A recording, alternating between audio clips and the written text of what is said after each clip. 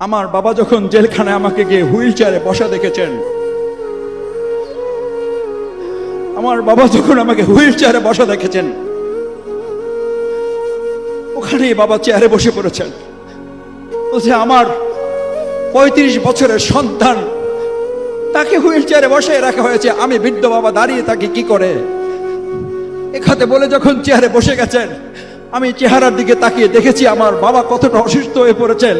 সেই অসুস্থতা থেকে বাবা মৃত্যুর কোলে ধাবিত হয়েছেন, আল্লাহ তাআলা তাকে নিয়ে গেছেন, আফসোস নেই। কিন্তু আমাকে যারা হুইল চেয়ারে বসিয়েছেন, আমার বাবা সেই দৃশ্য দেখার পর পুলিশের লোকেরা যখন সান্ত্বনা দিয়ে মাথায় হাত দিয়েছে, খালু যান একটু ধৈর্য ধরেন, আমার বাবা দায়িত্বহীন কণ্ঠে চেয়ারে বসা থেকে আবার দাঁড়িয়েছেন।